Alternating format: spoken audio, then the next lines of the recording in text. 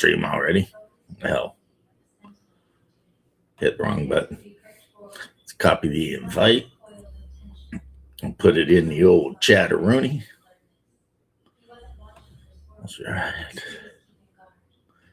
As you can see, I've kind of taken a shine to my Battletech stuff again. So you can look forward to me painting a lot of Battletech stuff. I picked up the third printing. I already talked about this. I picked up the third printing Destiny. Not sure what they changed. I'm going to have to actually go online, I think, and type in, do like a web search to find out what they changed.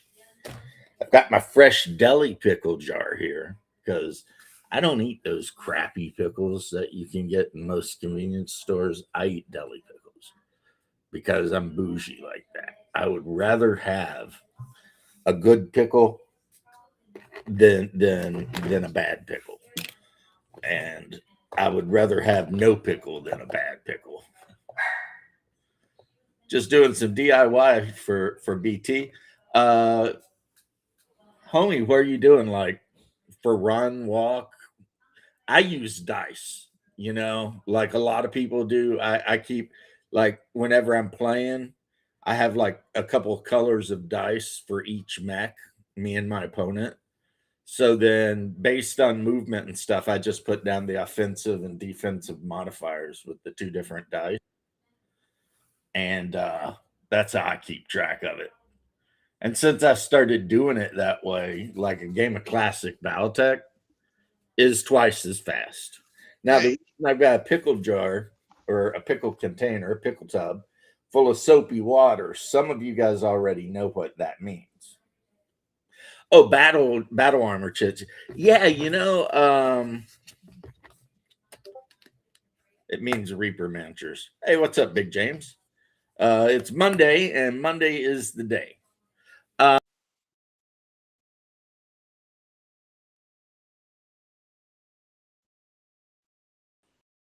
Inner sphere power armor, sphere just basic infantry, which is very disappointing to me because I would like some basic infantry and maybe a field gun or two.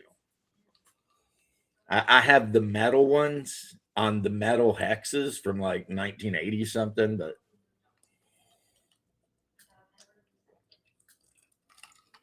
they're kind of a mess to work with.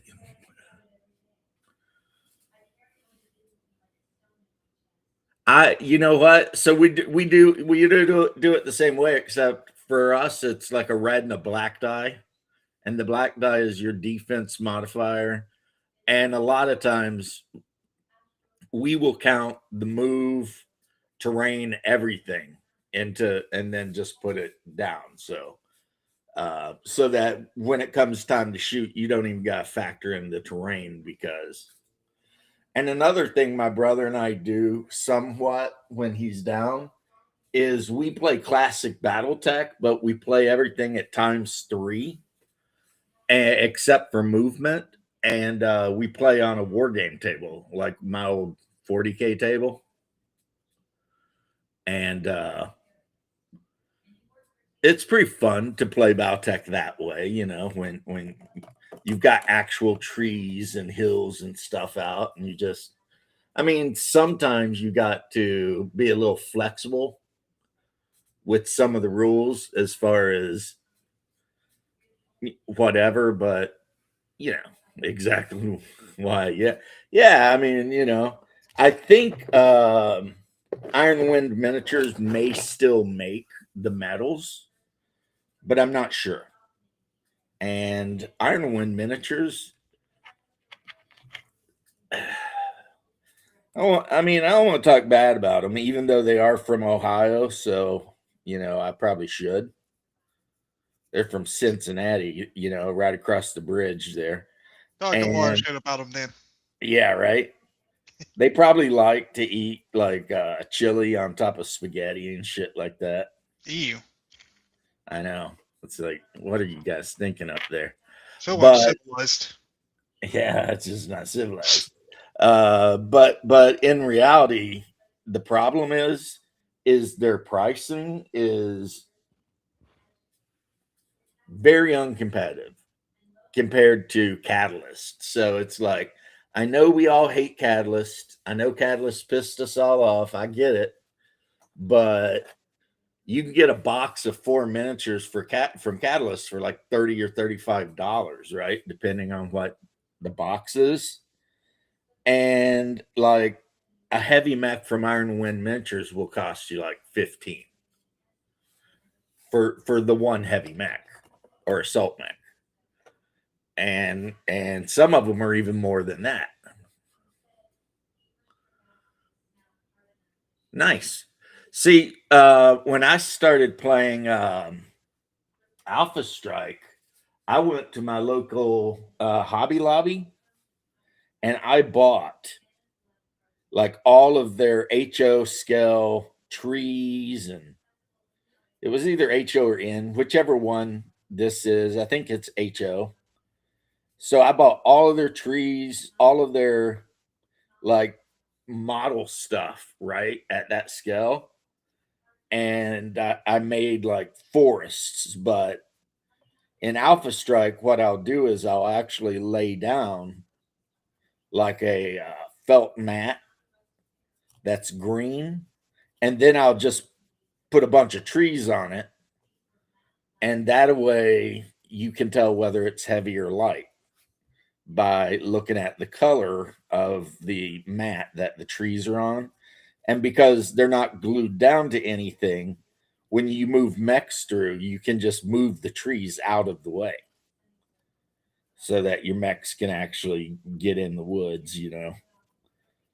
And now I have, and I haven't used it in forever, but I have that the battle, what's it called? The thick styrofoam kind of things that you kind of put together on a table. I have that. The terrain system that they came out with like in the 90s, maybe for Battletech. Yeah, I have a giant freaking tote just full of that. And my biggest problem with it between my brother and I is it just takes so long to set up that it's really not, it's just not that great, you know. I mean, I had to make a frame to hold it all into the right size. And then so I put the frame down, and then you put all the pieces in, and you got to mix, you know, fit them all in and make your hills and ravines and whatever. And then, you know, I put my mats down and put all my trees on and rough terrain. And I have buildings, and now I have the cardboard buildings from Alpha Strike. So if I want to build a city, I can build a city, you know, and whatever. But it's easier to just throw down my, I've got those made out of the same material as mouse pads.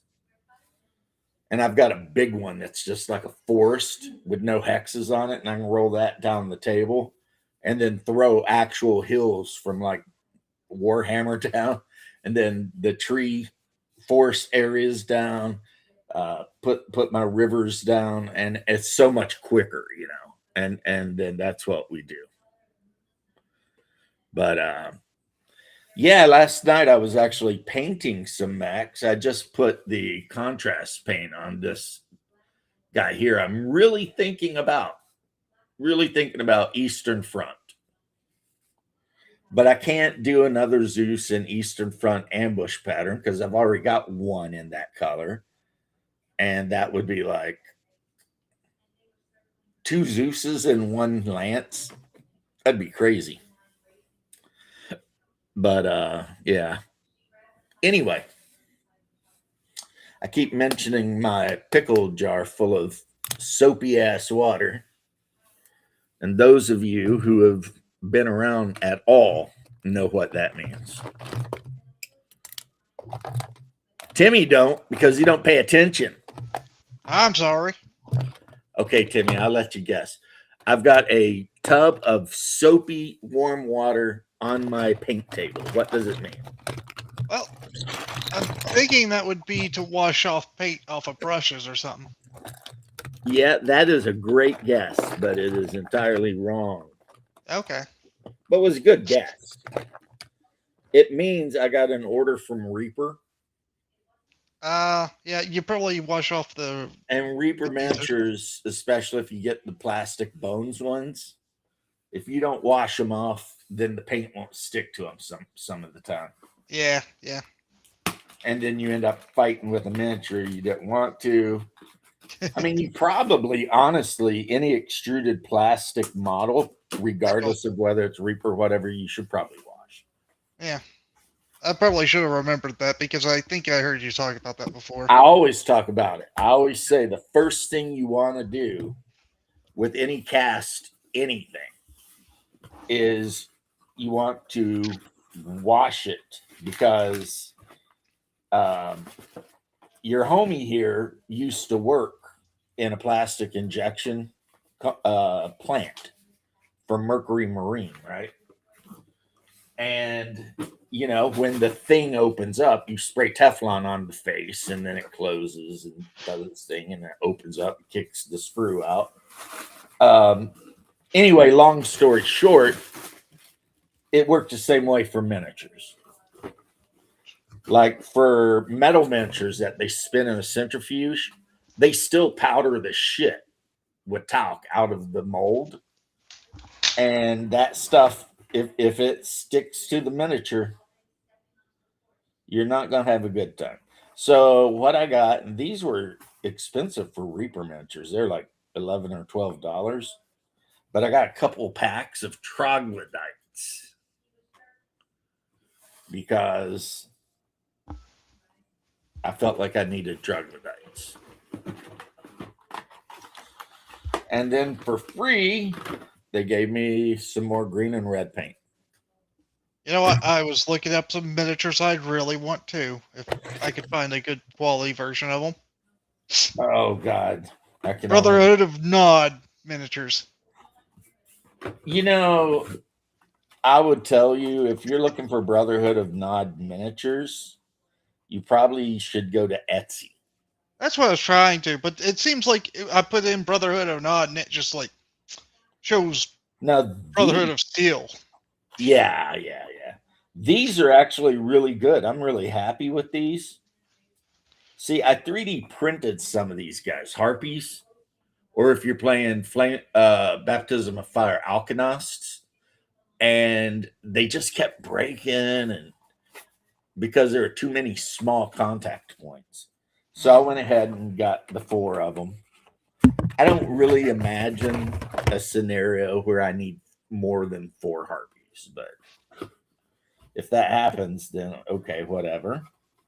And then, for no good reason whatsoever, except that I'm a nerd, I bought Kane, the Shadow Run troll with a big rotary cannon. That's what it is. That's one thing I would need. A cane, just not that one.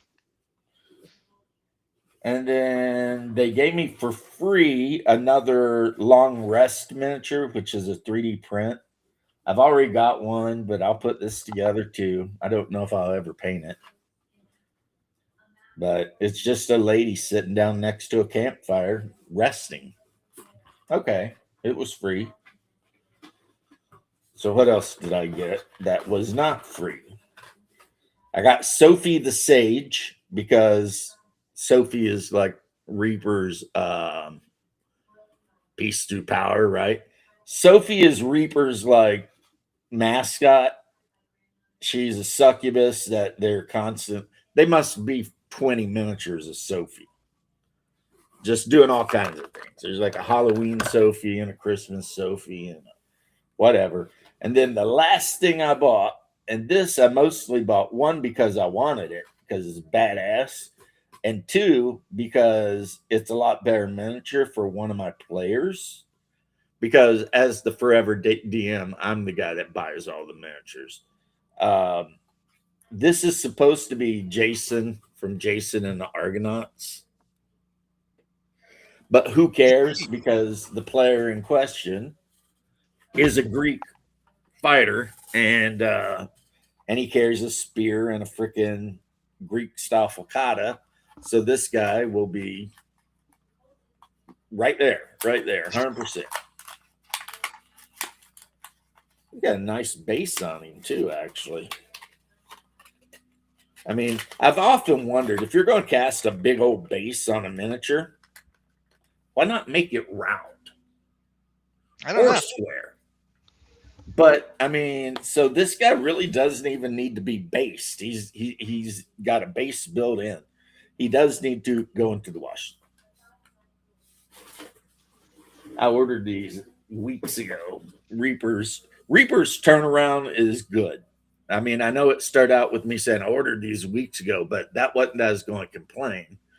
I was actually, yeah, I'm saying the turnaround for Reaper miniatures, at least for me, and maybe it's because they're in Texas, I'm in Florida, so it's like, hey, homie, you know.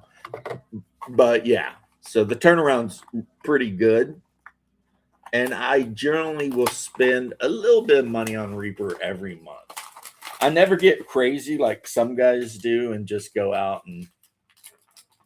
Oh, and the thumbnail for this video was made special for me by Cold Iron Skillet, and it's a picture of your boy piloting a mech, and I'm wearing a Free World League Mech Warrior uniform. So the white and the purple with the big purple eagle over the heart.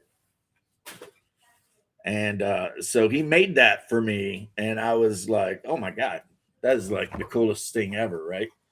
And he also made one for my brother, Haas, except he's wearing a Draconis Combine uniform and a Christmas hat, a Santa Claus hat, for some reason. Now, James, if the Yes. Brotherhood of Nod was in BattleTech, what mech would be their mainstay?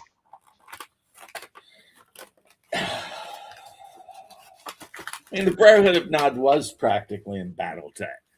It was? Oh.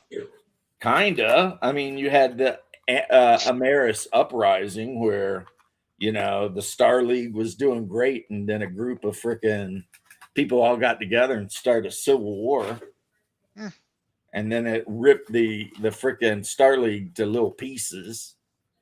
And it just got worse after that, because when the war between the Star League happened, they didn't have rules about how what you can do during a war. So lots and lots and lots of planets got nuked, like just straight up nuked from orbit. And then also a rule in the modern age is that you're not allowed to attack jump ships. But during the Star League era, they were whacking jump ships left, right, and center. That, you know, it was like it was total war. And you have to remember, right? If you live on a factory world and you get all of your food delivered by jump ship from an agri world, except the enemy has decided to blow up that jump ship and maybe even nuke the agri world or take it over, then unless you get invaded, you just all starve. So the succession wars were 100% the worst thing you can imagine. And it's Sounds sad like it. because in the Star League universe, like it was the height of human technology. Everything was great. You know what I mean? And then this freaking goofball shows up and kills the emperor of the Star League, and all hell breaks loose. And there were already these 5 major mega corporations from Earth that had, you know, they ran certain things. So when the Star League collapsed and everything started going to shit, these megacorps kind of reformed themselves into feudal nations. And then they started going to war with each other too. So for, I don't know, a couple hundred years at least, the universe was straight up just fools out here ganking each other in the streets for nothing, for nothing, just because, you know? So you pretty much had the Chinese Soviet faction, and then the Free Worlds League is like Sikh, Slavs, bunch of things in the Free Worlds League. And then the Draconis Combine has a touch of everyone, but their leader is a totalitarian monster who's committed genocide so many times it's like whatever, right? And he Hey, forces Hagar. everyone in his place to basically live like feudal Japan. Hi, Tim. So Hi, what? brother. Hello, brother. What you doing? I'm talking about Baltec. If you paid attention, you'd known that. I just logged in, and as soon as I logged in, I went to the link, so I haven't heard you. But for a Well, good I was reason, describing how evil Takashi Katura was. it's relative. Yeah. No, it's not relative. I mean, if you're part of the Draconis Combine, it's pretty dang cool. Kane would have done it Yeah. better. Never forget what happened on Kintyres. Yeah, Kane would have been better. mistakes were made. True. Those were not mistakes. It was other people who pissed him off. Yeah, and who was that? It was because was it Takashi that got assassinated on Kintyres? Yeah. And then his son decided to just go ahead and genocide the whole planet. Well, yeah. So they had all their little light mechs running around with like flamers and shit, just burning everything down. That does sound like an odd thing to do. I would do the same thing if somebody assassinated you. Just destroy everyone on the planet. Yes. Yeah, if you read the lore, they even had like Draconis pilots jump jetting their freaking Jenners in the hospitals and just light them up. Like What? wounded people in hospitals and shit. It was like no one gets to live. Everyone dies. Because the what do they call him? The director? Yeah, well, they made a mistake. They fucked with the leader of Draconis Combine. And his son was like, Total War. Ah! Yeah, I'm probably messing the names up, but yeah. Total War. I remember that. Animaniacs. So yeah. So that's kind of the history you're dealing with when you're dealing with Baltec history. You know what I mean? Like dudes straight up genociding each other, and at one point the leader of the Free Worlds League got kidnapped and replaced with a doppelganger. As he should have. So that wasn't good. Dirty ass free leaders.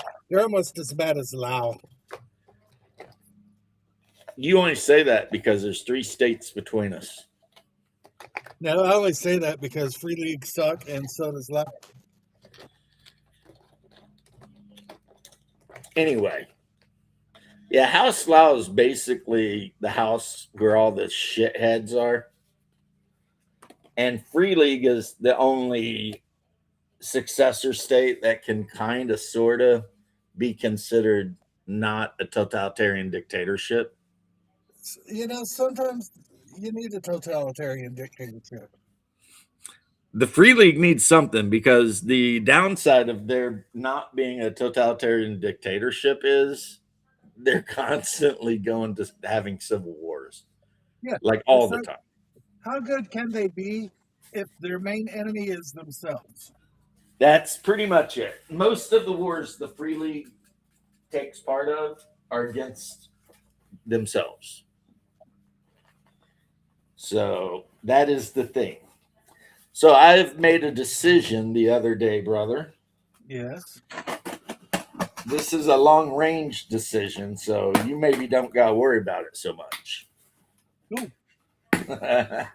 That's mean, ain't it? No, it's true.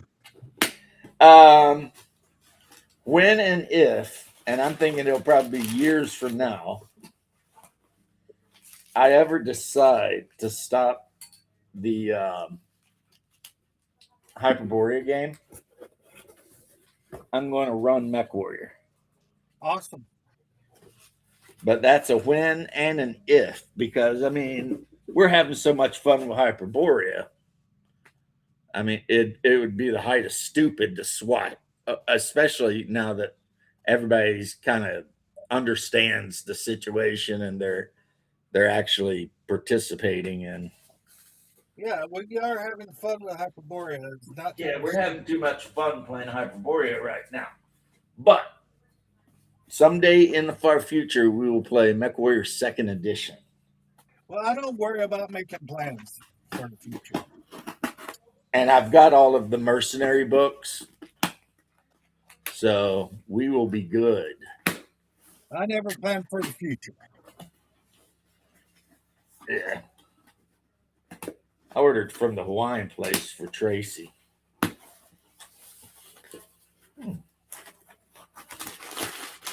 Is that the Big Kahuna burger? Would you mind if I have a taste of your delicious burger?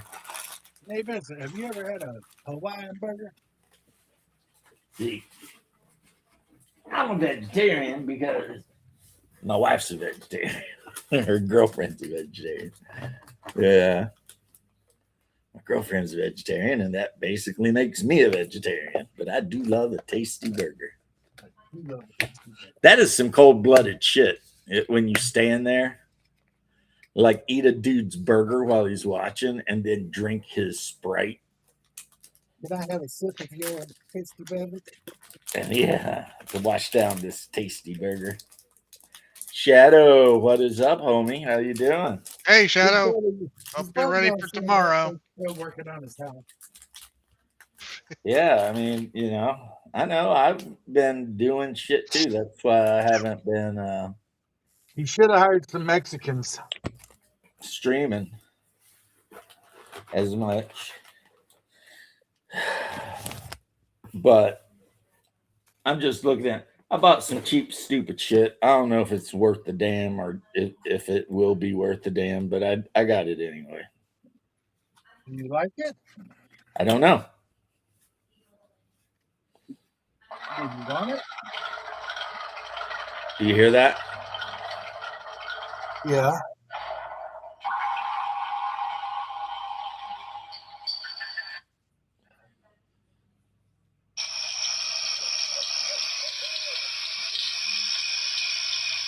What's it sound like? A river in the woods. It's nighttime in the woods. I didn't know that the sounds just kept going until you like turned them off. Yeah. Yeah. So I bought something today.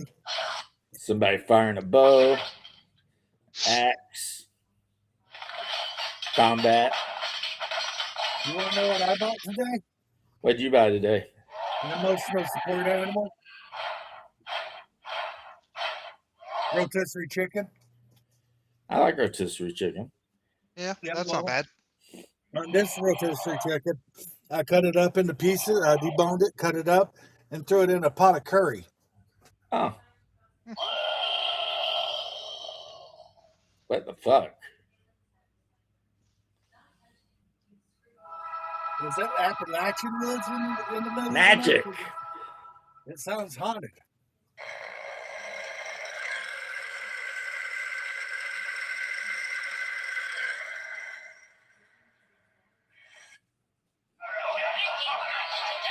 Oh, there we go.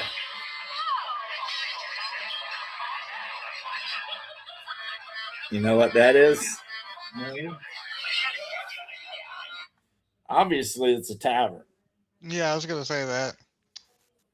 I mean, everybody's laughing and drinking and carrying on.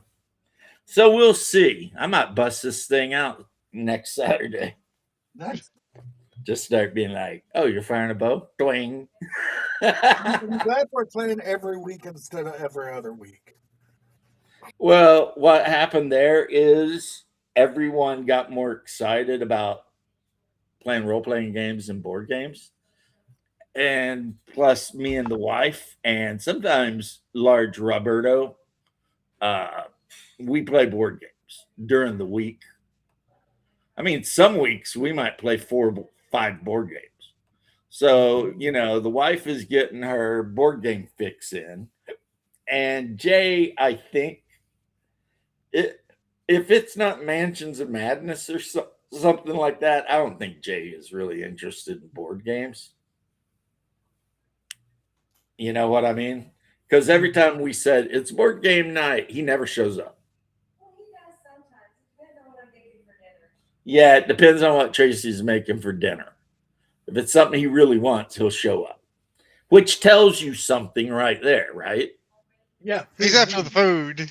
Yeah, he's showing up to eat dinner, and it was his birthday Saturday, so he requested the wife make him a meatloaf, and she did. And he loved it, and then we just gave him the rest of it to take home with him because it is his birthday. So yeah. So that is what I've got, is a sound making machine, and that's basically it. And a extra large curtain holder, so I can hang a curtain up so that the HOA people or whoever's complaining will shut the fuck up before I. What are those bitches complaining about now? They said you're not allowed to hang flags up to cover your window, and of course, I had the Roman flag hung up, so I felt pretty attacked. But Easter's coming. I should hang my giant flag with the icon of Christ right out in my front yard and dare them to say I'm glad I don't live in any HOA area. I am hoping that they outlaw them. Yeah. Because there are a lot of politicians here in Florida that are talking about outlawing HOAs. So I got some stupid dice, guys. And so, like, this red die has like rooms, traps, whatever. And then this yellow die has classes. And then this aquamarine die has what's in the room. So you see how there's like a pit trap, a concealed door, or whatever. And I can't tell you why I got them, except they were like, I don't know, $8. And I was like, You got them because you saw them and you thought they were neat. yeah, that's pretty much it. Because I'm never going to use them. I already own some, random dice that randomize dungeons. I never use them.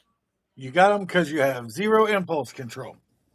Yeah, that's pretty true too. So Shadow, if you want, you can jump in. You don't got to though. I'm not going to be on for too long. Right. You got a date with your boyfriend tonight or what? I'm cooking dinner, asshole. Oh.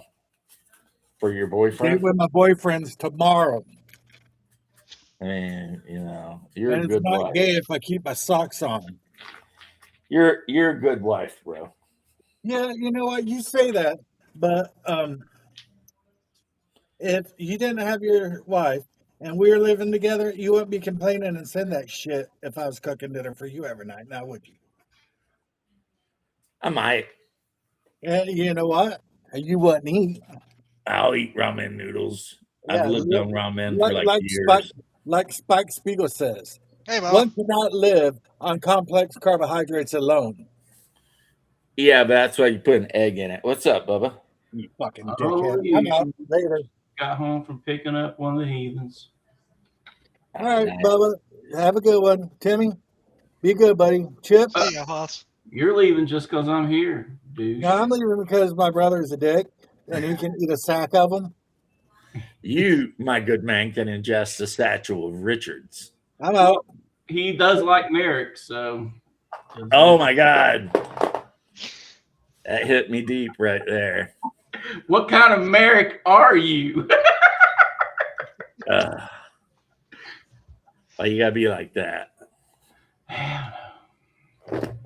I run like 4 factions a lot, so I'm not married to any of them. I do got more Rita than anything.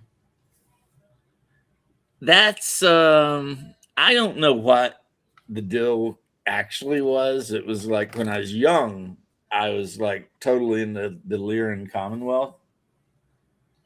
And then at some point in my early 20s, I decided House Merrick was way cooler. But Haas has been Draconis Combine from the get-go, you know. That's what I play. And that's all he plays, you know. He wants to be a space samurai. That's a fact. Like Irish space samurais, don't they? The last character he played when we were playing Mech Warrior was a short Japanese guy who piloted Jenner and was obsessed with the good, the bad, and the ugly. Yeah. So he liked to wear like the cowboy hat and carry a 6-shooter. I think I Plus, he could never go home because he had become a mercenary, so the Draconis Combine would have killed him. Uncle Chandy would hire him for his regular unit. Yeah. Oh, so you're making a stand, huh? All right. I don't know why you'd want to be like that. You know, I can be more spiteful than anyone else ever.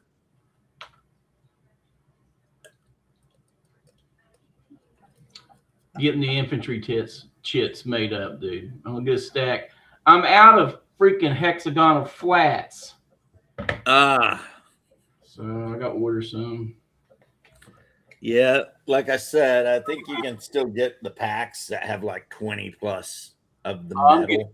200 1-inch ones. I had 1.25 inch, and when my stencil gets here, I'm making my battle map at 1.25 inch hexes. That way, nothing's rubbing up on each other like a bunch of homos. Right.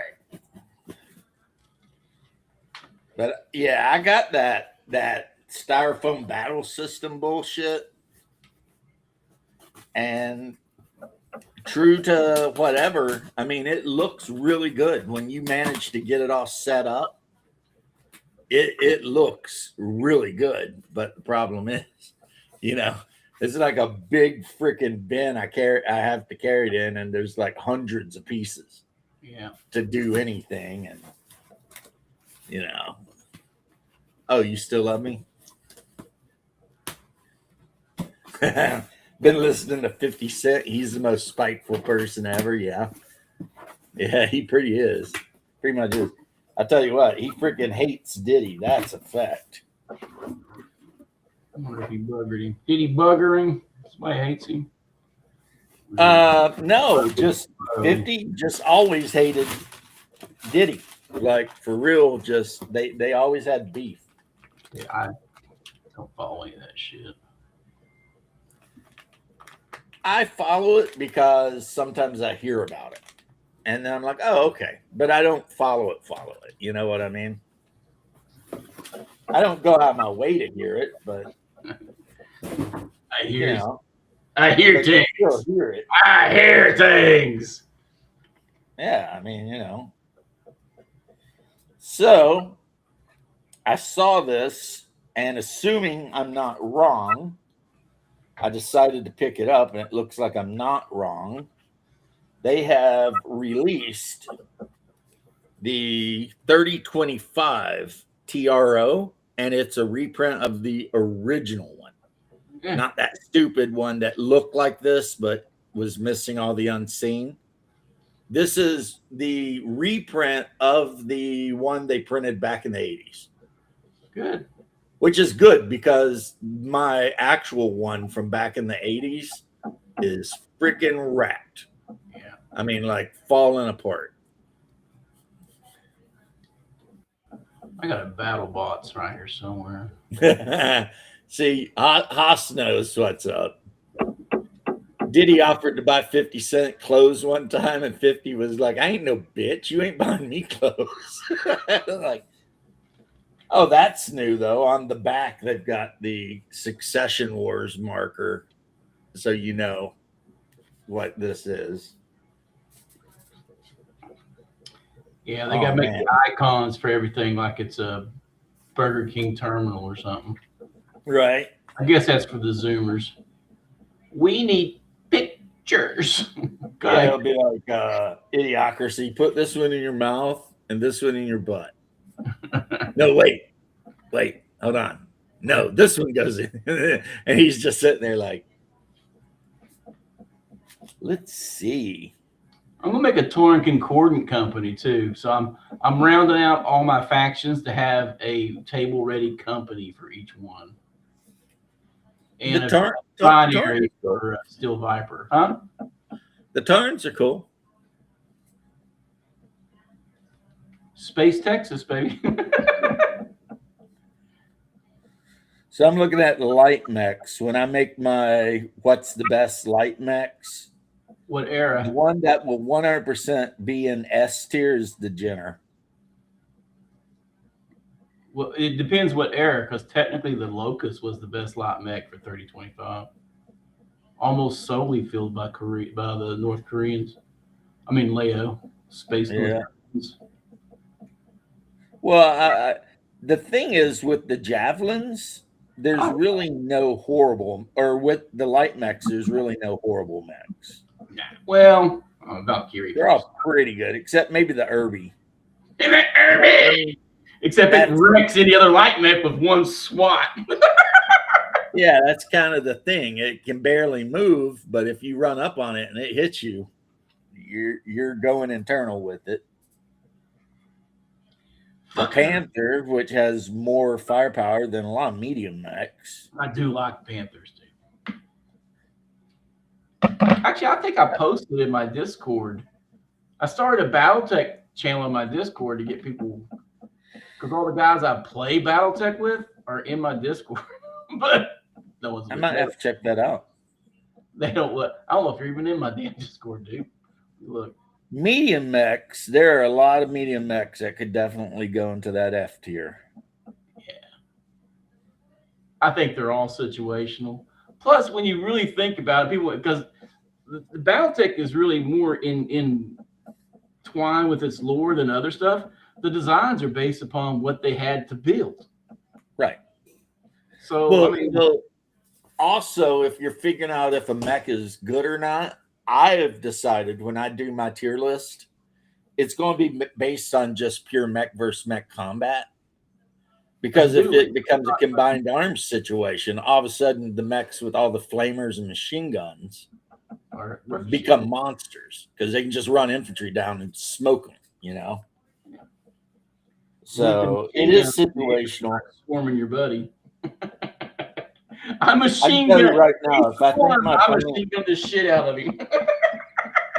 if I think my opponent is filled in infantry, I am taking a fire starter. Count on it. I'm coming after that ass with a fire starter. Let's see. For heavies, of course, there's my favorite heavy, the Grasshopper. And then my second favorite heavy, the Thunderbolt. My favorite heavy is a Warhammer. I just love them. The Whammers. They look And cool. then the Orion. I'm a big fan of the Orion. That's probably the best well-rounded one, to be honest. Yeah, it can hit anything at any range. See, and it follows the Korea principle people don't realize. The LR-15 and the SRM-4 are the most efficient missile packs for number of hits. So Well, I mean, one of the variants is straight up a Korea variant. It's like the Orion number K Well, I think that was named for Kerensky. That was his model. or whatever. Assault mechs.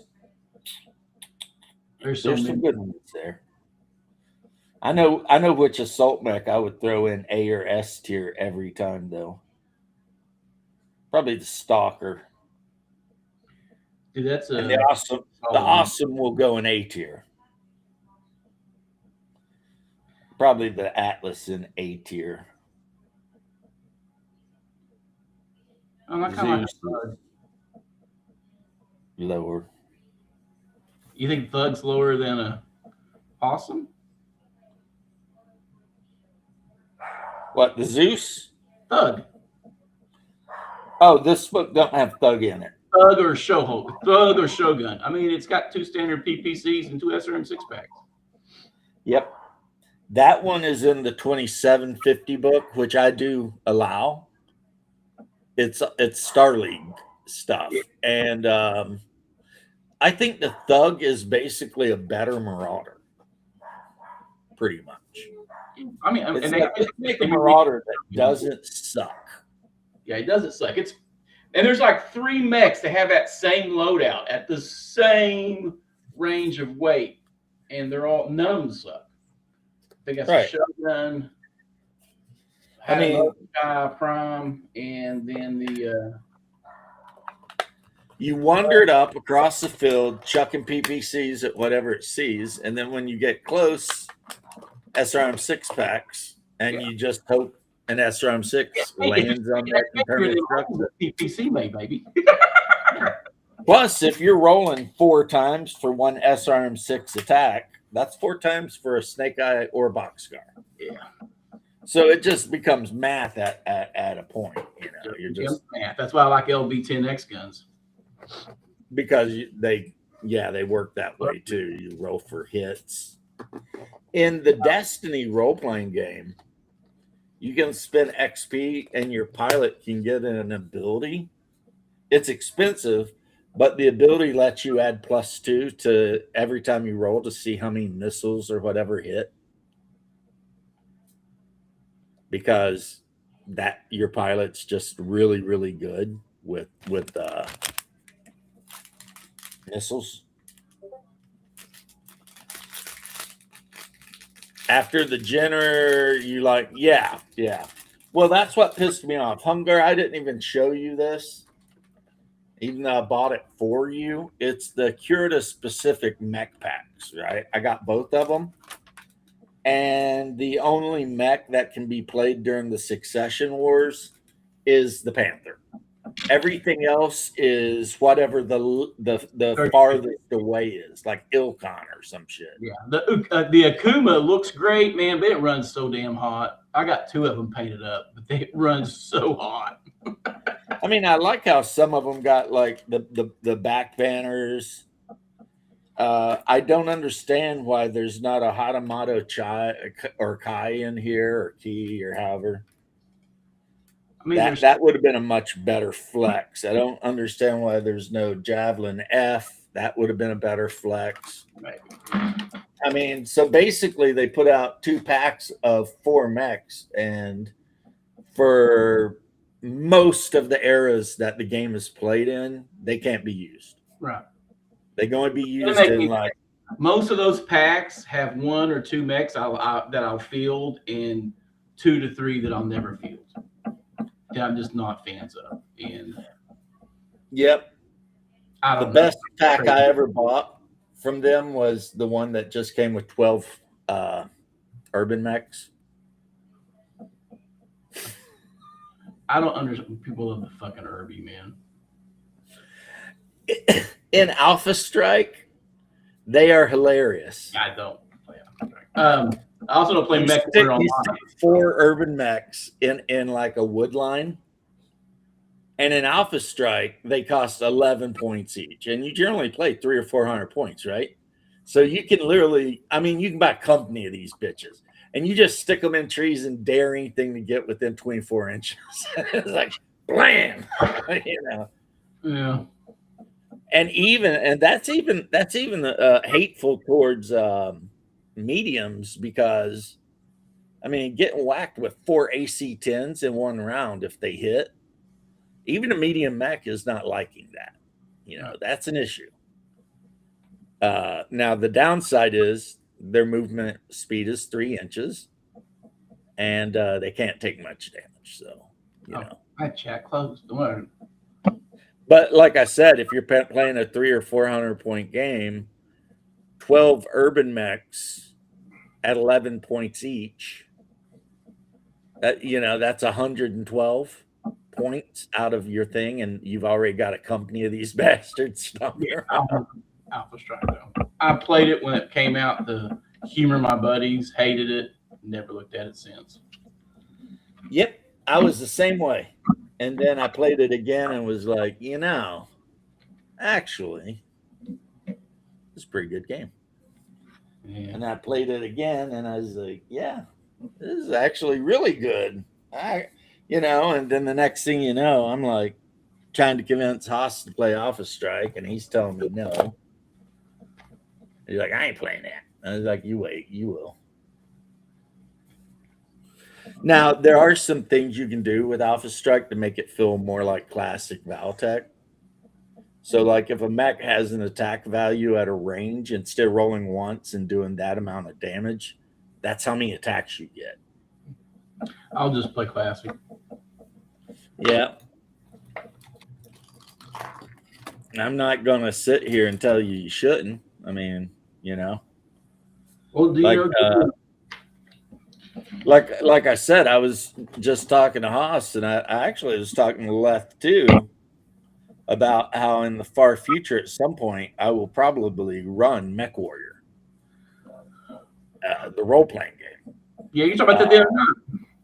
It'll be a long time from now because we're having way too much fun with Hyperborea. Yeah. Like the players love it, I love it, everybody loves it. My wife. Saturday, they found something that was pretty bad. And my wife is like, why is everything in this game so weird and horrible? And I'm like, because I asked if you wanted to play Call of Cthulhu, and you said no. So guess what, baby? Fantasy Call of Cthulhu. Welcome to the shit. She started laughing because that is kind of what it is. Yeah, that's what Lamentations is, man. It's to where it's fun, but it's you can't do a lot of the classic D&D stuff with it. It don't work. Well, see, Hyperborea, you can do the classic D&D stuff with it, but you can also be in a dungeon and find a laboratory full of serpent men that are trying to cook up a disease to wipe out all of the hominids.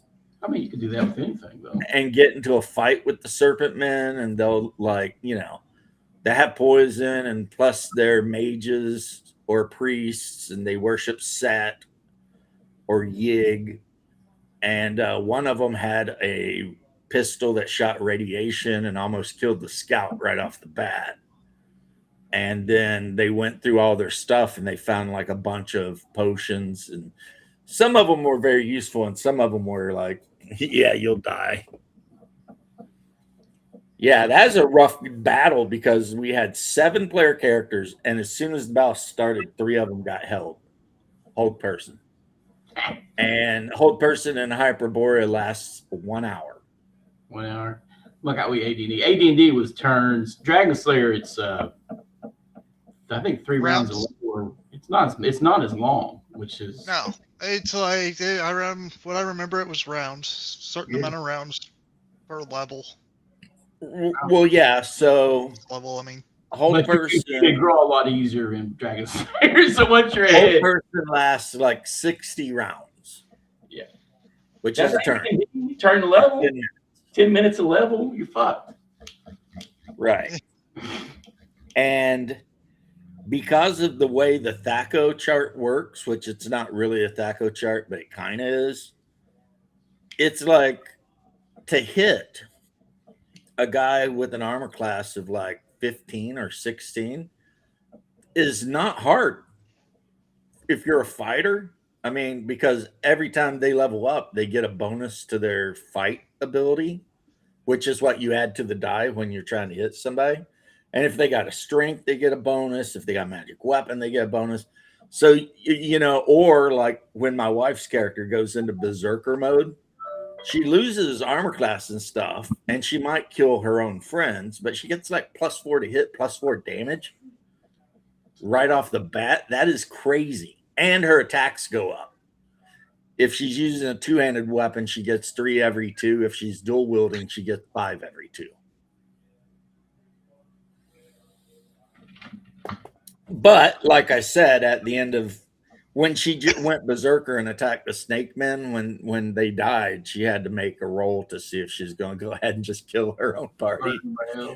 You going And at that point, since 2 of them were held and 1 of them had been polymorph other into a rat, I mean, it was like maybe the rat could have got away, you know what I mean? But everything else, the berserk, everyone was wounded except the berserker. So if she had went buck wild and decided to start killing party members, it would have been. There goes the party. Bad. Yeah, it'd have been like, well, I'm a nice guy. Your character's 3rd level. You can roll up a 3rd level character.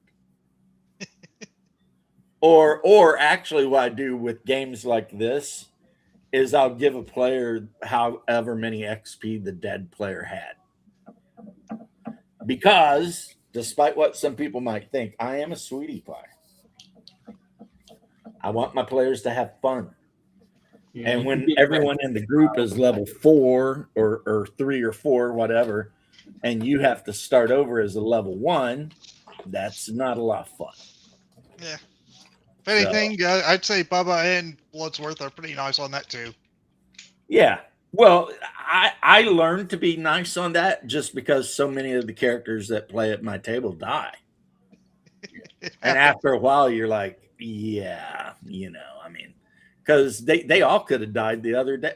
Like in that battle with the serpent guys, there were like so many times they had to make death saves and transformation saves, sorcery saves. And, you know, some of them could absolutely have led to, you know, a character just being dead. Yeah. So it, you know, like I said, because of that, I'm very nice when a character dies, and I let them keep their XP.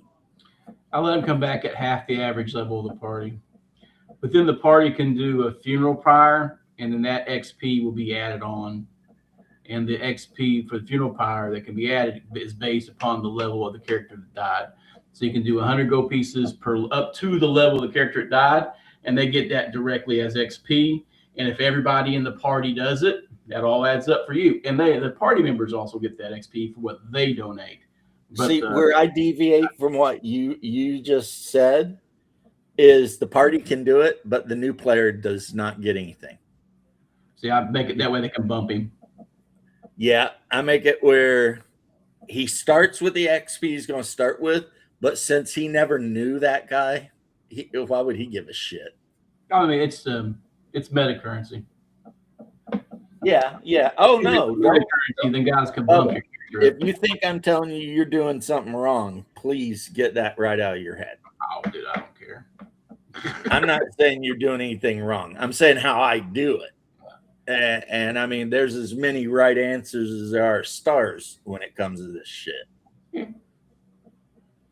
Except for players who say they want to play a character that can never die. That guy needs to be punched in the head and thrown out of your house. And Yeah, I saw that make on any a sense. Seth Skorkowski video. Yeah, I was like, that doesn't make any sense. Why would you even play at that point? It's not a Like game the character anymore. could be knocked unconscious. He could be captured. He like agreed to all the shit, but he could never die. I mean, that's And it's just like, yeah, you're playing the wrong game, bro. You need to move on. You know? they consider dying losing, and it's not it. There's no winning or losing at the game at all. It's just playing it. That I think is not only absolutely the truth, but the thing that trips, I think, a lot of players up is they go into the game with that I'm going to win attitude. And like okay, in my game, the one character that I think won the game was my buddy Marx's character when we were very young, only because his character died of old age. And that was considered like winning. Well, he probably wouldn't do it, but I'm saying I would though. You know, probably not actually. I'm older and calmer now, and I'd just be like, nah, that's not happening. If you want to play, you could die, right? George. But Yeah. I mean, so I would say he won the game because he started the game as a Cavalier, and we played that campaign for like 3+ years, maybe. And he ended up getting married to like a barbarian woman and like clearing out this whole territory of monsters and spending all of his fortune building, a little castle. And of course, at a point, the game started going by years instead of days and weeks. And then we random rolled, and he ended up having a bunch like children. And then when he was like 79, he died. He felt his death save or whatever. I forget how we were doing it exactly, but basically, he got pneumonia and died. And then his son become a Cavalier and started adventuring with Haas's dwarf because Haas's dwarf was still like in his prime. The human had lived from 19 all the way to 79. He died, but the dwarf was just like, I got in there a couple 100 years, man. So then the new character started adventuring. You would not believe. I had a folder of house rules, like if a character had a child with another NPC or whatever, you would determine attributes based on the averages of the parents, and then like with a random die thrown in, and we would randomize whether it was a boy or a girl, or randomize alignment based on how it was treated as a kid. I mean, I had like basically what I'm saying is I got hardcore into domain play in AD&D. Like Haas's character, I think that one was Nalbar, Ironhammer or something, because he names all of his dwarves Nalbar. He had gotten a license from Ben Falona to start mining the hills for copper. This was in Greyhawk, and he had like convinced a lot of his kinfolk to come down. So, like 2 hexes on the Greyhawk map away, there was the hills where there were like 100 dwarves in there, mining and stuff. So, I mean, that game actually got almost like it almost went the Saxius route, because I'm keeping track of like kids and uncles and nephews and who's trying to backbite who and court politics, and because there for a while it looked like he might go to war with one of the Ulic states, because the ruler of, I think it was the Principality of Ulic, was starting to feel threatened by the power Copper Baron. Those Copper Barons. Yeah, he's starting to feel threatened by that, because they're up there. And plus the dwarves were hammering out all kinds of weapons and shit for his henchmen and hirelings. And so he had an army, he could have probably lost, but he could have at least fought a war if he had wanted to. He didn't have the population to maintain anything, long term. But I mean, since he was a Cavalier, all of his most elite men were Cavaliers too. So he could deliver a heavily armored knight's charge right up your face. But if that didn't break the army, then, he'd be drastically out. Yeah. So anyway, we're talking about Battletech. I'm glad I got my book. I'm glad I got my 3rd printing, even though I don't know what is different about it. They made everybody gay. Yeah, like it turns out that Natasha Kerensky was trans. Whatever. I'm just making that up because I would ignore that. Yeah. It just swaps every character. Dude, that I would turning ignore that, and then like they were talking about all this other shit like random, and I'm like, that's not turning legal, And then I was like, my BattleTech started with BattleBots and ended with this book. Anything after 3060 to me doesn't exist. Don't fucking care. You know what? when it comes to the more futuristic settings, I didn't hate 3050 and 3055. Right. I don't want to I remind didn't you where the Blake goes crazy, but after 2 Kid, play with it.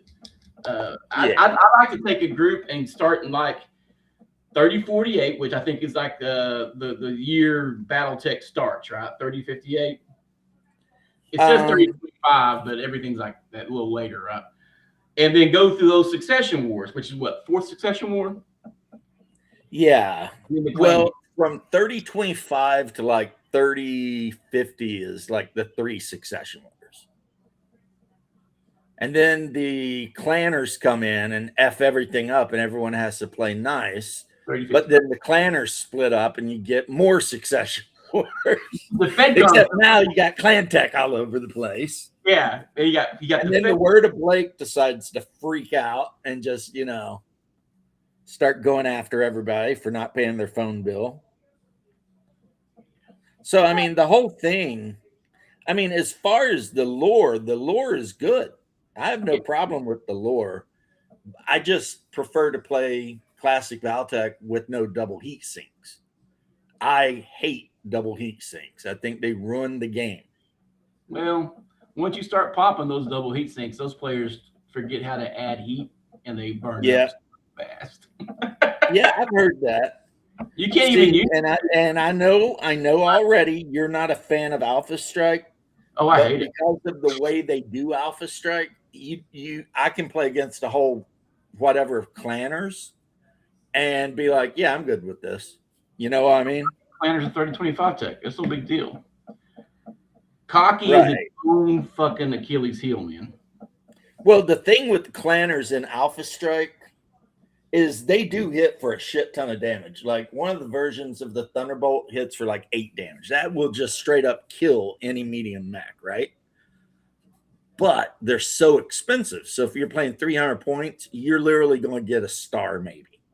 Wow. And 1 or 2 of the points of that star will probably be elementals. And then the inner sphere guy, he's going to throw like, company and a half of shit down with helicopters and artillery and off-board everything. And I think I'm going to have to head off, though. Dinner's almost ready. Well, I'm sorry we're boring you. It's not bad. I really just can't add much to it. I don't know much about BattleTech. We're going to have to fix that one of these days. Maybe.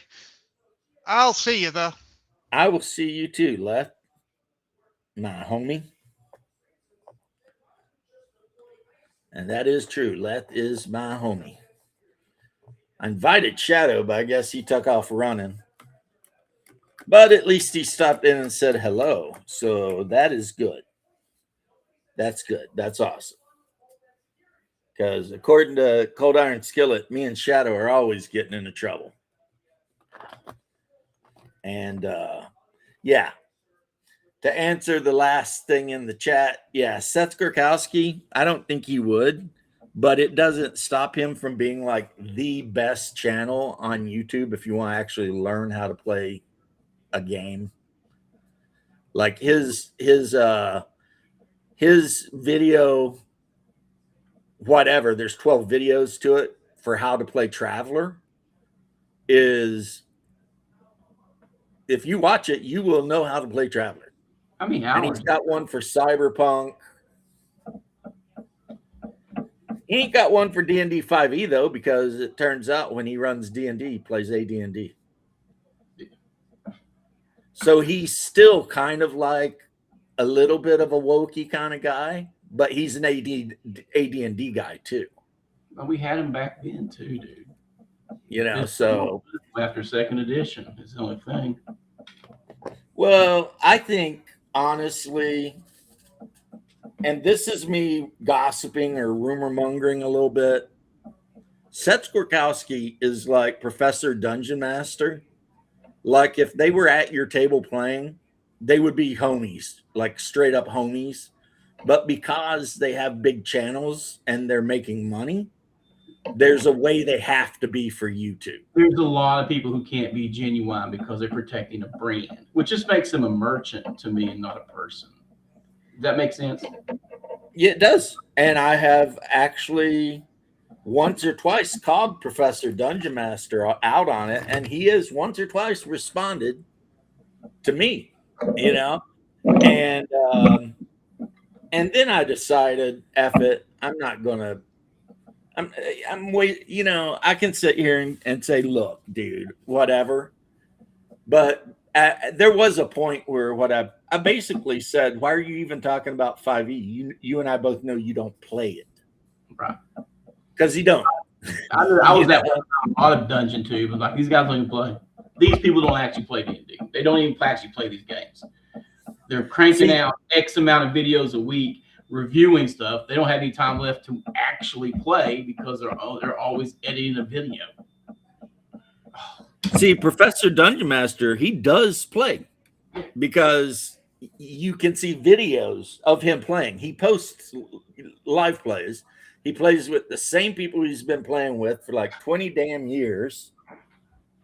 And most of his group are women, including his wife. And they're all about his age. So, yeah. Disclaimer out there now. Yeah, you got He to throw plays that out there. Let's clarify. His wife is actually a woman. Yeah, his wife is actually a real guy, you know, DNA and everything. But he has a lot of women in his game. And also his wife, for a 50-something-year-old woman, is pretty cute. So I don't know what Professor Dungeon Master is doing, but he definitely hit way above his weight. You know what I mean? He was punching above his weight when he got his wife, but not like I'm trying to make it dirty. I'm just saying he did good. So yeah, but when he plays, he can claim he's playing 5th edition, but he uses a totally different healing method, totally different movement method. Like the max level you can ever get is like 4. Yeah. I mean, and I'm sitting here listening to him and watching his game, and that's when I got in my head. I was like, this guy doesn't even play 5e. I mean, I don't even know what the hell he's playing. It sounds a lot more like a weird Warhammer fantasy roleplay kind of, which it turns out he ran Warhammer fantasy roleplay for like a decade. Yeah. That used to be his go-to game. Yeah, I think there was some kind of fringe thing where people were it was just 1st through 3rd, and then 4th above was epic.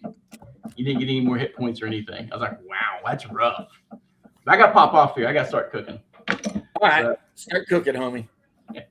Later, man. Later. Sweetie, will you check and see if the guy just dropped it off and left?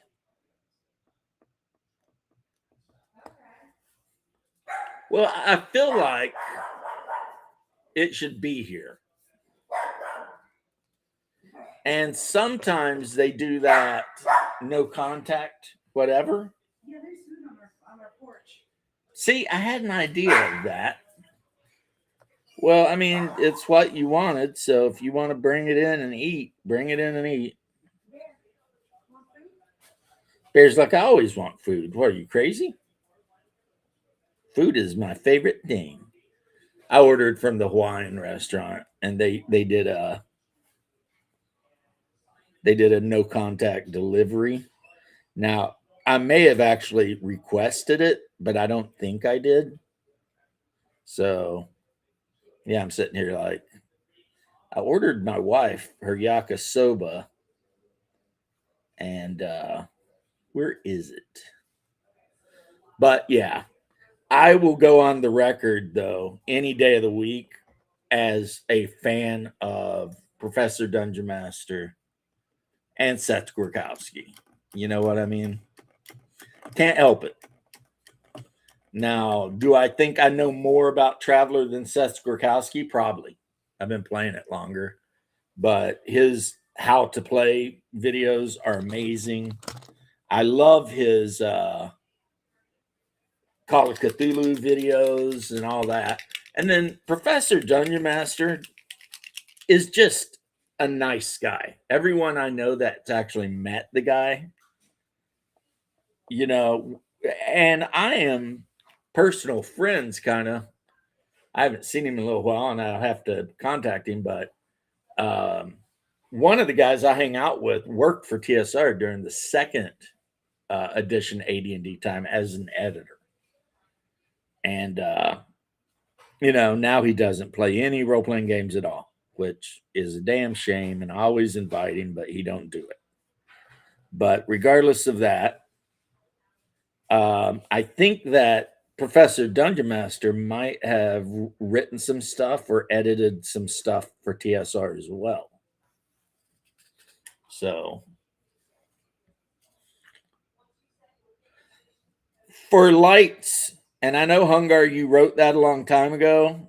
For light mechs, those are two damn fine light mechs. Maybe when I'm making my list, I'll call Hungar and be like, okay, what do you think about this? So that I don't get like too biased. Like, I know what mech I would put in S tier at medium, but I also intellectually know that would be wrong to do because it's mediocre at best. And that's the Griffin. The Griffin is a mediocre at best mech, but it's my favorite mech. I don't know why. Maybe it was from watching Dungrum, Fang of the Sun or whatever. I don't know what it is, but yeah. As a matter of fact, all the old schoolers, who you are out there, all of the old schoolers had kind of a soft spot in their hearts for those 355 tonners, the Shadowhawk, the Wolverine, and the Griffin. There's always been a little bit of like love for those three, even though they're mid at best. Of the three, the Wolverine's the better one because it can brawl. The I don't care for the Shadowhawk very much, and then the poor Griffin. That's all I can say is the poor Griffin. It's got two weapons. They're all on the same damn side. So if somebody takes your right torso out, assuming they don't ammo hit and just blow you into the next freaking universe, you have no weapons. Whereas a Wolverine, it's got its weapons scattered all over the damn place. So at least it can run up on you and do something,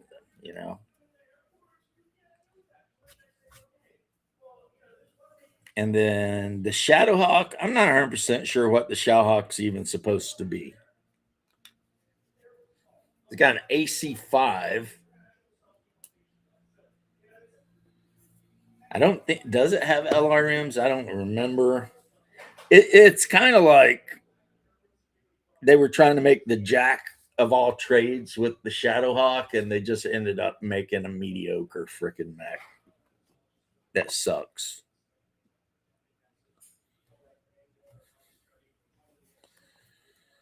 And that's too bad. At least the Griffin can play the sniper game. That's the thing with a Griffin. If you're piloting a Griffin and you really need to, you can just run up on somebody and punch them, obviously, but you've got the mobility to make sure they never get close. So, I mean, you can hop around trying to stay away from them and pepper the shit out of them with the LRM and the PPC. So that's why when Hungar and I were dueling on the BattleTech game on Steam, I was kind of chunking him up a little bit because you can run around and hide behind rocks and do all kinds of crazy shit with a Griffin. And the only thing that can really catch you is a light mech. And if a light mech runs up on you, just kick the shit out of it. And if you hit, you're probably, yeah, it's probably done. So there we go.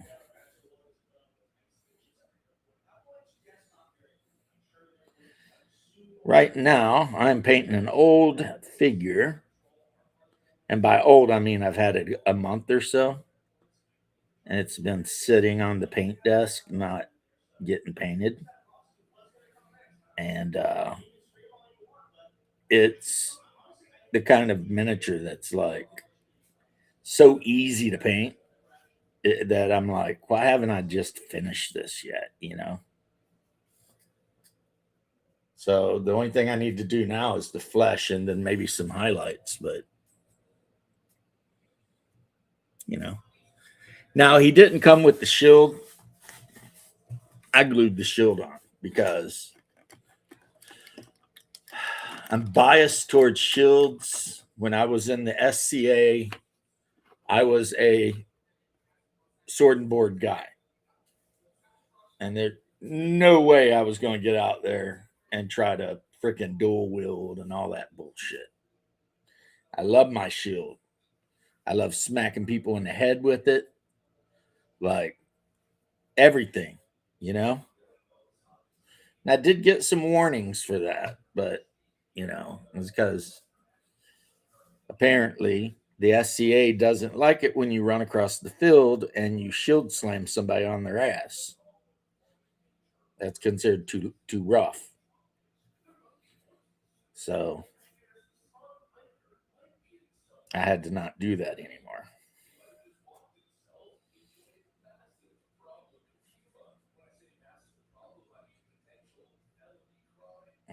The wife's in there listening to something about Cuba. All right. Now I have another guy, and of course, he had to have a shield too. I think they're all supposed to be the same guy, just at different levels.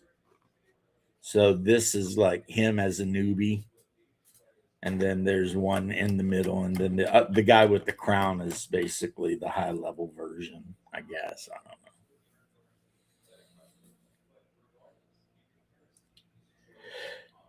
Yeah, that's not good.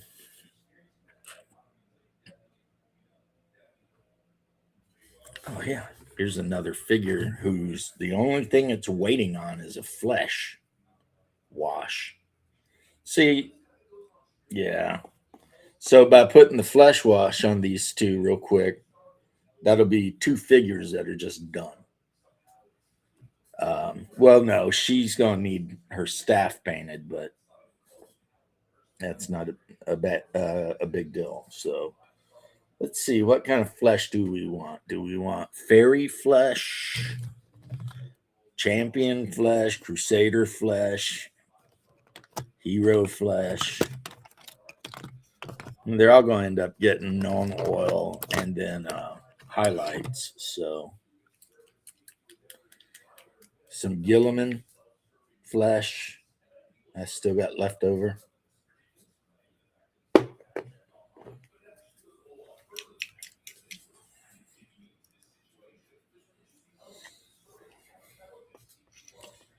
Three of you out there.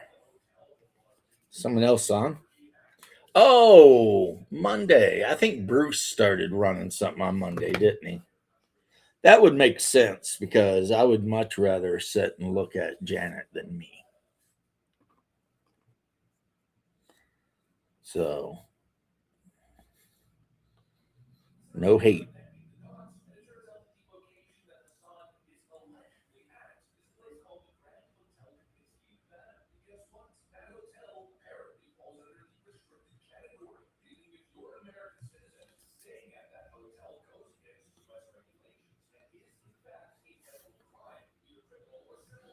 So, the mage, yeah, I'm going to give him the fairy skin tone.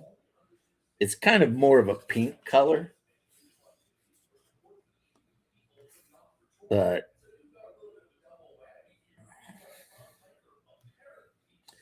I'm starting to wonder if when I used to get 20 plus guys watching, if that was Bear.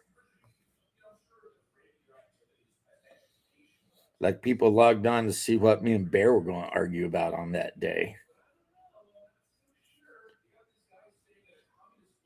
So we'll let the flesh dry on that one before we move on and grab the next one.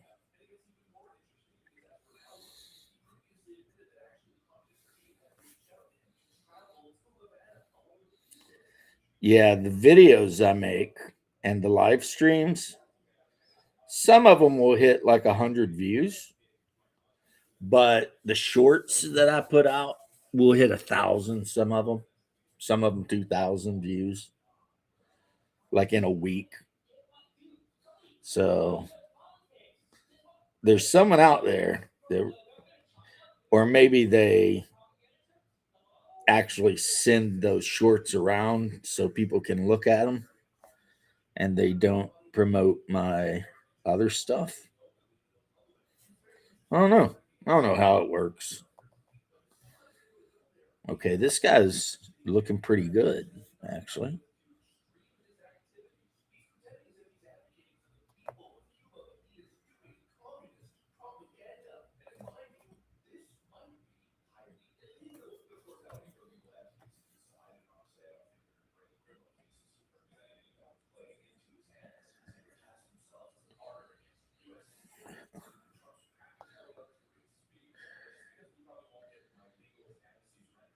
Oh, man.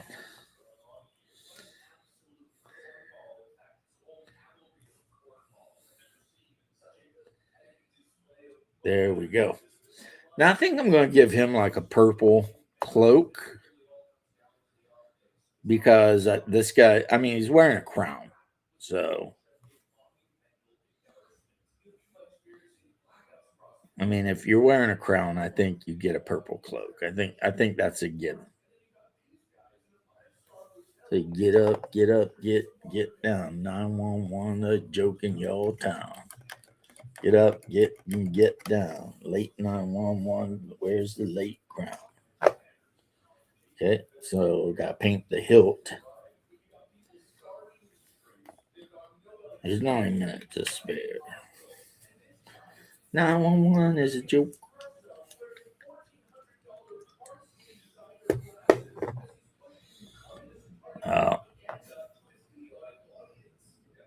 Yep, sounds like the wife is watching something about Hassan Piker in Cuba, pushing communism and wearing a pair of glasses that cost $1,400. It's like, tell you what, communism works out for some people, but only if they live in a Western nation. If they actually live in a communist nation, it doesn't work out at all. But if they live in a Western nation, man, you can get really rich being a communist. Just look at freaking Bernie. You know, that dude's been a communist his whole life, in government his whole life. And he's always complaining about wealth disparity, but he's the one with the wealth. You know, Elon Musk is a billionaire. Yeah, he's got to go after billionaires now because he's a multi-millionaire. Like years and years and years ago, he was going after the millionaires. But then when he broke into the millionaires, now, you know, that's like that clip of Pokimane talking about how much she hates the rich. And the Asian guy she's with is like, but you are the rich. She's like, no, not like me. I'm talking about like billionaires. Oh, you know, it's like, really? You hate the rich, but only if they're billionaires. But if they got $100 million, then that's okay, though. I mean, these people, freaking clown shoes.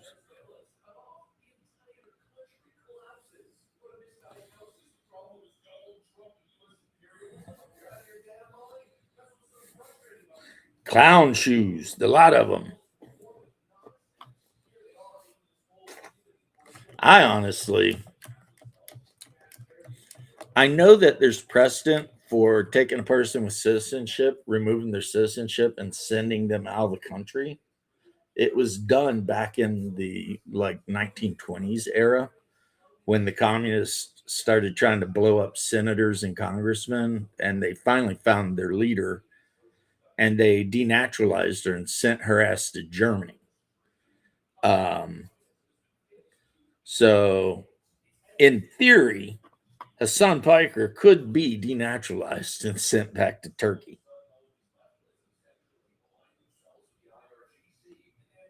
In theory, it'd probably be more of a court battle these days because there's a lot more people that would want to fight against it than back in the 20s, But yeah, it could happen. It is a law that did happen. There is precedent. That's all I'm saying. There is some precedent for that. Get down. It has something to do if they catch you being like a mouthpiece for communism or being involved with a terror cell or something. But now, like in our timeline, nobody wants to do anything about it, even when they know that, a person is good day, eh? Like, even when they know a person is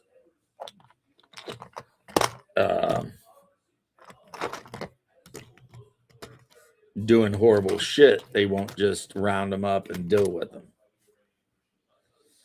Send their asses to wherever.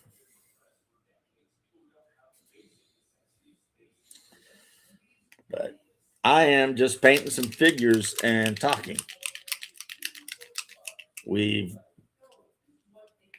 I think we haven't even hit 10 viewers today, but I blame Bruce because I think Bruce is doing something today.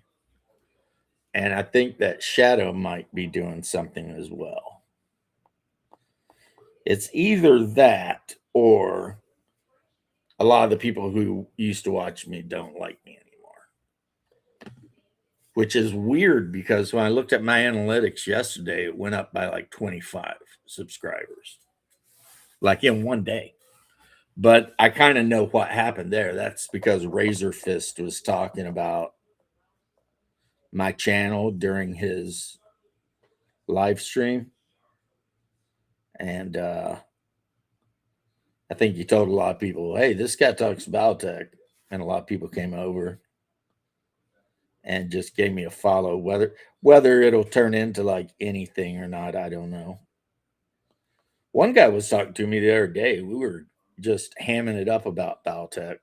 This is a lot of fun, And I finally got my book together, and I'm going to probably consult at least one person I know has a lot of Battletech experience. And I'm going to do a tier list on all the 3025 mechs because I really don't give a shit about anything after that, I mean, 3050, honestly, if you're playing Inner Sphere, it's just the same mechs as 3025, but with better equipment. So, it's kind of like, all right, whatever. And then, of course, I've been, putting some of the Army Paint or Quick Paint or whatever on some mechs. And then I'll go back and do all the detail work on them. The weapons and everything like that. That'll be fun. Get up, get down. 911 is a joke in your town. Okay.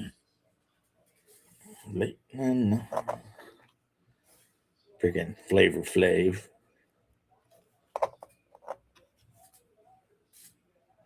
Flavor Flav. The golden armor does not look gold. I wonder why. It looks coppery to me. Or bronze, It would make a good bronze color. But yeah, it's not quite got the shiny gold thing going on here. And I still need to finish my Barbarian Lords cape. Yeah, I actually picked up some Battletech stuff, but only I have a good reason, and that is at some point in the future, our Hyperborea game will end, whether it's, TPK or everybody gets to max level and does amazing stuff, or they get ate by a god. And I am thinking if and when the Hyperborea game ends, not that anyone wants it to, because I mean, right now, everybody absolutely loves that game. Like, just that game is loved. If I tried to switch games now, I think it'd get violent. So there we go. He needs some touch up with some actual real paint. So I'm going to go back to kind of my roots. I did spend about a year or so running Mech Warrior 2nd Edition. Got your Ironwind.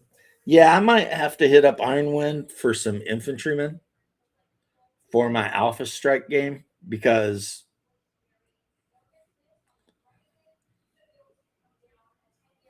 that's really the only place you can get them. You know what I mean? If you want infantrymen for your Battletech game, you're kind of beholden to Ironwind, because Catalyst only makes infantry in battle armor, and if you're like me and you're playing 30-25, there's no battle armor. No elementals or inner sphere battle armor bullshit. I don't think. No, you buy infantry platoons and you equip them with las guns and freaking SRM packs and maybe a field gun or a mortar or something, to make them a little bit more badass. And then if you're me, you make sure you take I think it's the Karlov, the giant tilt wing aircraft that can carry like a company of infantry. Oh yeah. And then you just air assault the shit out of everything. Bring that Karlov in over a city and just start dropping infantry into buildings. And watch your opponent not have any mechs with like machine guns or flamethrowers. And it's like, well, you're going to have a problem here. And again, one of the most dangerous things about infantry is the fact that you roll for multiple hit locations, which means mathematically the chance of getting headshots and stuff like that goes way up. And, especially if the infantry is above their target, like inside a building or something, then all of a sudden it's like, uh-oh. Get up, get down. It's a good purple. I like it. Because if I remember correctly, if the infantry are a couple levels higher than their target, then they get to roll on like the punch location for their attacks. And that gives you a 1 in 6 chance of a headshot, right? And like I was saying yesterday, people don't seem to understand, right? You can literally take a mech out of a battle with like 4 points of damage, 5 points of damage. if that 4 or 5 points of damage is all hitting the head, because the pilot takes a point of damage every time you get a headshot, which means he's going to have to make a consciousness check. And then if the mech falls down, the pilot takes damage. So, like, in theory, you could kill a pilot without even breaking the armor of a mech. At which point, one of the little infantrymen's going to run over and be like, "This is mine." You know, and then he can stop being dispossessed, I guess. I don't know. But, yeah, you could, in theory, take a mech out just with headshots. I took Hungar. He does not love this story, but I'm going to tell it. We were playing Baltec, and on his first move, I had won initiative. He moved his Marauder to a hilltop. And I get what he was thinking. He was thinking he's going to have this great field of fire, right? But anyone who's ever been through any kind of military training knows the last place you ever want to be is a hilltop. You avoid ridge lines like crazy style. You never silhouette yourself, right? That's just basic infantry training. And so I did my moves. He did his moves. And on my turn, my Orion opened up on him, hit him in the face with an AC-10.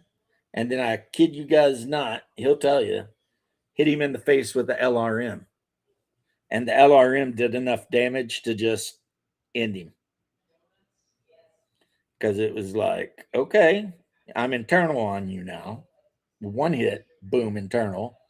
And then take, another 5 damage or whatever from the LRM. And that's a dead mech. It did get its return fire because of, how in Baltec the firing phase is simultaneous.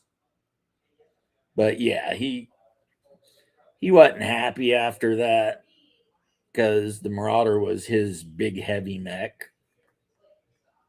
And yeah, just freaking whacked him.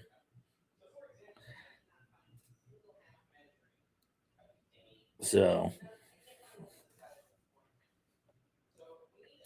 plus I think he was playing a standard stock Marauder.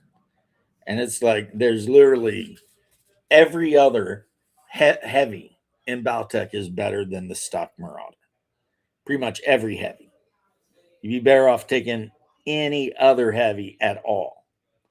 Like a Thunderbolt versus the stock Marauder, Thunderbolt is going to eat it alive every time. I mean, short of, a bunch of headshots right off the bat from the Marauder. But if you're talking about actually sticking into a battle and doing damage, yeah, that T-Bolt's going to eat that Marauder up. I mean, because the Marauder does not have, the standard Marauder does not have enough heat sinks to actually go hard in the paint. Now, the Lyran version of the Marauder that drops PPCs for large lasers and then a shit ton more heat sinks and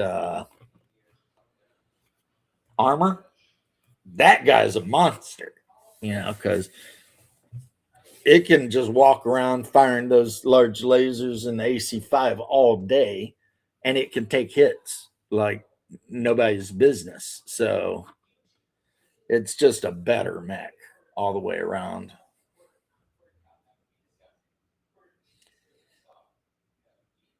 And in the campaigns my brother and I play, we do allow we don't allow custom mechs, but if you've got like your household book and there's like a mech in there that's like known to be used by your household, then those can jump in.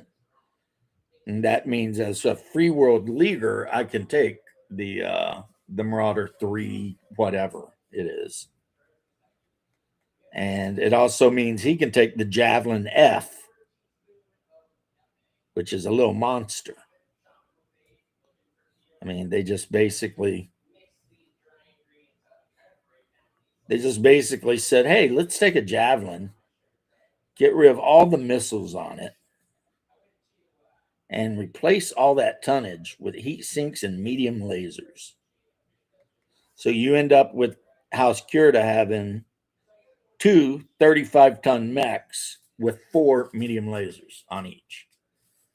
And that, I mean, the Jenner, of course, is faster, but that doesn't mean that the Javelin's not fast. It's still fast. So if you mess around and you end up getting those guys in your back arc, we just call that a bad day. Because, I mean, 8 medium lasers up the old tailpipe, that's, in theory, 40 points of damage. In theory. Not counting 8 chances to roll snake eyes or boxcars. So, yeah. The one time Hungar beat me at a game of Battletech online, that was his go-to.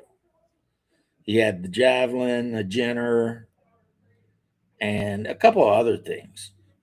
Actually, I think he beat me twice because in one game he brought a Stalker, and I was not ready for that shit. Like, I just couldn't stop it. The Stalker just had its way with my whole damn lance, and there was just nothing I could do. I just take it. So that's an assault mech I would definitely put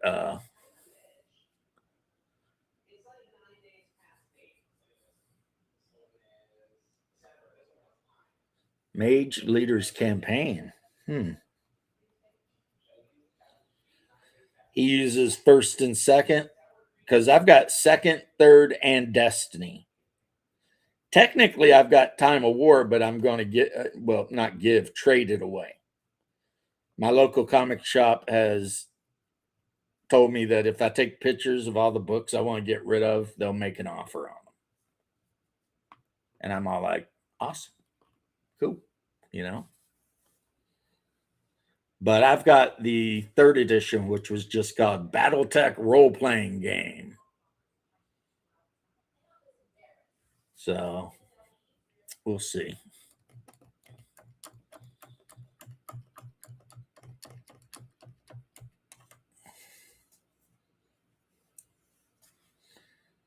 I got 2 copies of Destiny. I had 3, but I think I sent one to somebody.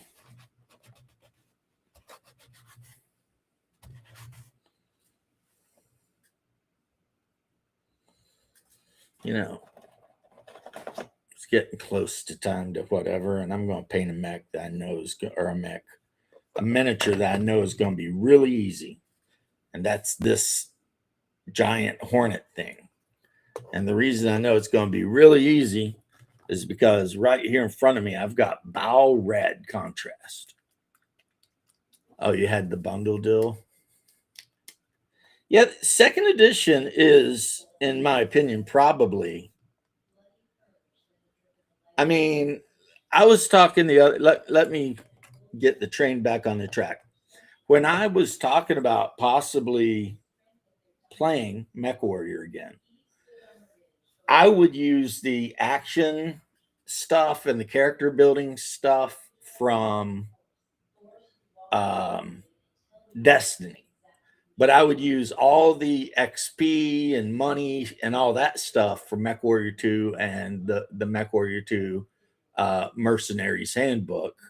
And then, of course, the combat is going to be classic Battletech or Alpha Strike, depending on how big the combat is. See, when I ran it a long time ago, there was only 4 players. So it was awesome,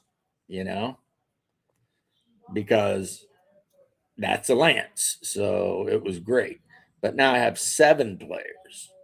So I don't know if I want to play a lot of classic Battletech 7 versus whatever, as a role-playing game. I think that would just take too long. But with Alpha Strike, you can blow through that battle quick, you know? Now, people may not love it, but, you know, because it's a lot easier to get a mech destroyed, but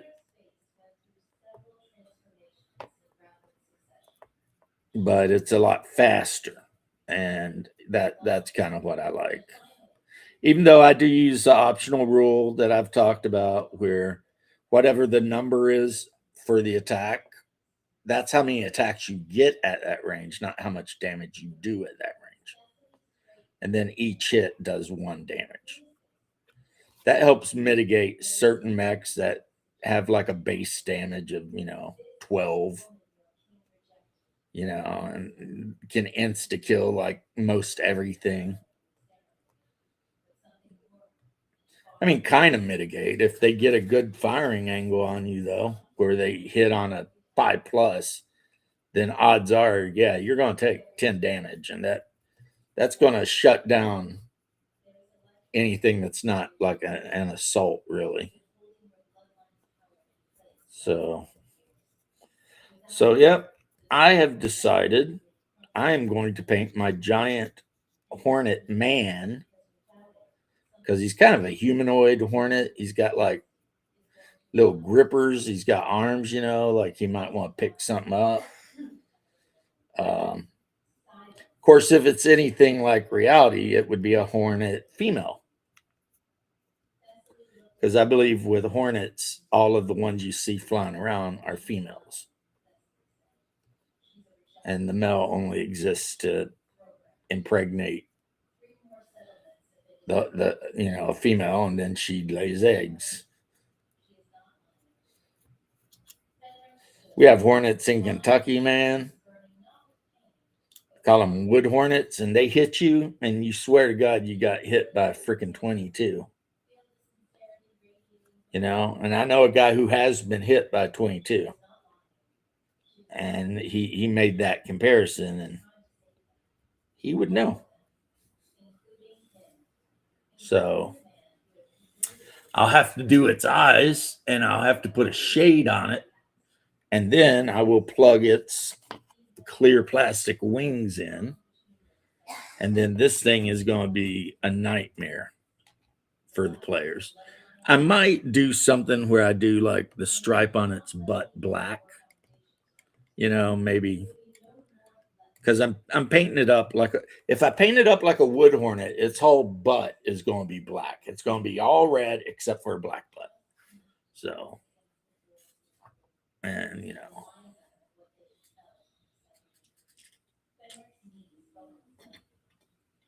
I mean,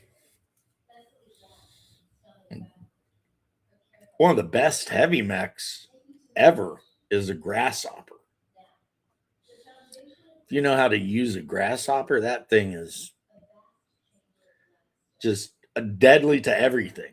Deadly to everything. I mean, the one grasshopper variant's got like 6 medium lasers, can jump, got a SRM 2-pack. And people are like, well, why bother with the SRM 2-pack? Because after you fired all the lasers and possibly knocked holes into the enemy mech's armor, you fire the missiles, and if you get lucky, one of the missiles goes through a hole and gets internal. And if you're really lucky, it hits ammo, and then that mech explodes, and you just took a mech out.